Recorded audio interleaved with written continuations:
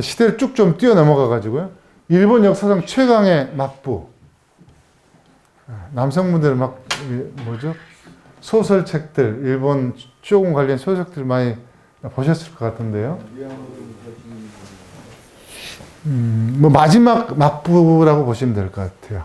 네, 마지막. 네, 가장 긴 시간 동안. 네.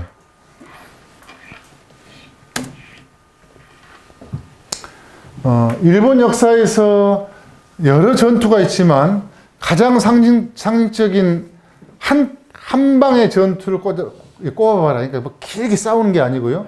이게 세키카라 전투입니다. 뭐 무슨 일주일 싸운 것도 아니에요. 사실상 하루 만에 끝난 겁니다. 근데 역사적 판도가 200년 이상을 가게 맞는 거예요. 메이지 유신 전까지 도쿠가와 이에야스 막부가 완전히 차지하는, 바로 전투가 벌어졌던 지역이 어딘가 하면 지금의 비와호. 네. 이 비와호라고 해요. 바로 교토 11시, 10시 방향에 있습니다. 뭐 아름답다 해서 많이 가는 곳인데요. 이게 지금 산맥이에요. 기억나실지 모르겠습니다. 아까 경기 지역을 그릴 때, 기내를 그릴 때 이렇게 선이 넘어갔어요. 바로 관문입니다. 관문. 네, 굉장히 중요한 관문. 중국으로 치면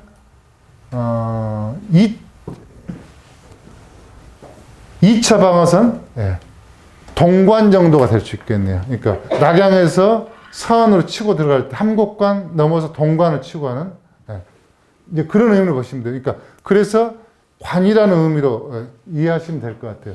여기서 바로 전투가 일어납니다. 굉장히 좁은 지역이에요.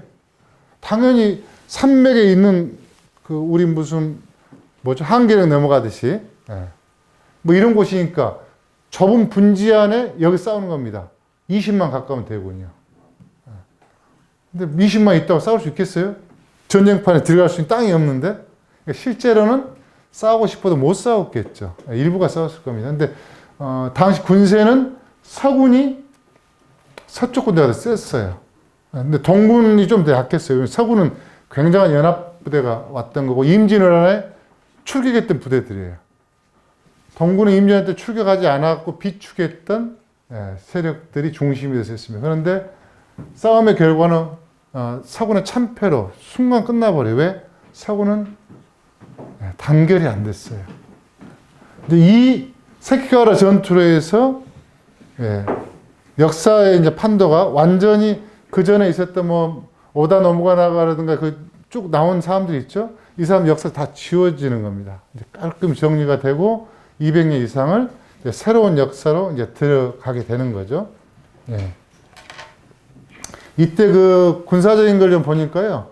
이 시기에 이미 그 철포 부대가, 그러니까 총이죠, 총. 철포 부대가 약 한 32% 정도를 차지한 거 보니까 굉장히 무기 체계가 변화가 있었던 걸로 이렇게 보여집니다. 이게 당 전투 장면을 그려놓은 겁니다.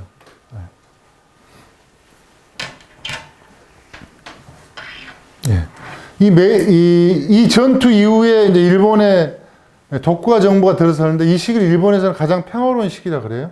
그리고 이 사람들은 조선과의 관계가 어땠어요? 도쿠가 에도 정부라 그러죠. 에도 막부. 에도는 그냥 동경에 있는 이름입니다. 특별한 의미가 없습니다. 조선과 관계 좋습니다. 이 사람들은.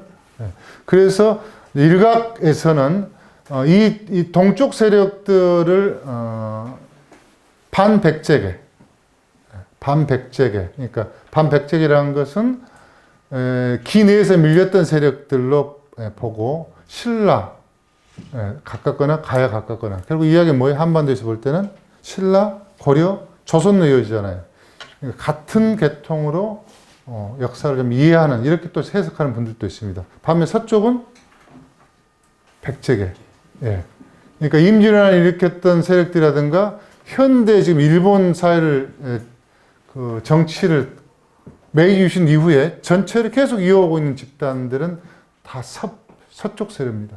조슈본이라고 해서 일본 그 아까 산음 지역, 북쪽 지역 여기거나 아니면 큐슈 남부 지역에 있는 사람들, 이 두 팀들이 일본사를 거의 다 주물러요. 근데 이 사람들은 전형적인 백제 계열로 이렇게 보는 시각들이 많습니다. 그래서 일본사를 어떤 사건이 일어났을 때 일본사가 이걸 어떤 세력이 주도했는가를 보면 이 사람들은 어느 지역에 거주해 있는가를 보면 대체적으로 일관성들이 좀 나타나고 있는 걸 좀 볼. 자, 쇼군을 무너뜨린 한푸라고 그랬는데 이제 일본 역사는 250년 정확히는 260년 안정 시기에 들어갑니다. 에도 막부 시기는 굉장히 뭐 사상적으로도 안정이 되고 조선과의 관계도 상당히 좋고요. 이미 조선 통신사들이 굉장히 그 잦은 왕래를 하잖아요. 그런데 1853년에 흑선 사건이라고 세계사 시간에 나오려나요? 네, 아마 나올 것 같아요. 세계사 수업 시간에 흑선 사건이라는 게 터집니다. 이게 어떤 거냐면 미국 군함이 떡하니 나타나는 거예요. 어디에? 네, 해협 입구도 나타나지만 동경만에 딱 들어와서 정박을 합니다. 네, 그러니까 일본이 우리한테 했던 거 비슷한 거예요. 1853년을 꼭 기억하셔야 됩니다. 그러니까 미국은 유럽 사람들이 아메리카로 넘어갔죠. 아메리카를 처음 갔는데 그 지역 내에서도 확장하기 어려웠잖아요. 그래서 나중에 어디로 갑니까? 마차 타고 서쪽으로 갔잖아요. 서부 영화. 인디언 죽이고 막 가잖아요. 서부 개척사. 그래서 태평양에 도달하게 되죠. 미국사가 바뀌는 게 서부 개척사가 끝나는 게 아니고 태평양이 미국의 시야에 들어온 겁니다. 그러니까 세계사가 바뀌는 거예요, 여기서. 대륙 내에서의 흐름도 있지만 미국의 안방이 되는 겁니다. 그러니까 더 미국 입장에서는 서태평양으로 진격하는 거죠. 바로 그게 첫 번째 만날 때가 어디에? 네. 첫 번째 굳이 섬을 장을 찍으면 하와이일 거고요. 일본이죠. 일본입니다. 제가 지금 말씀드리려고 하는 건 어떤 거냐면요. 일본은 대륙 세력입니다. 전통적으로. 그러죠? 다만 백제를 굳이 분리했을 때는 백제는 대륙계에서도 해양 세력에 가깝습니다. 비록 출발은 부여에서 같이 고구려 같이 왔지만 굉장히 강성한 해양 세력. 그러니까 해외에 담로, 분국들이 많이 만들어지는 거죠. 일본 내에도 이 분국들이 막 만들어져 있었던 거예요. 이게 연합을 했고 다시 백제 패망하니까 본대가 다시 합류한 겁니다. 그러나 기본적으로는 기마민족이죠.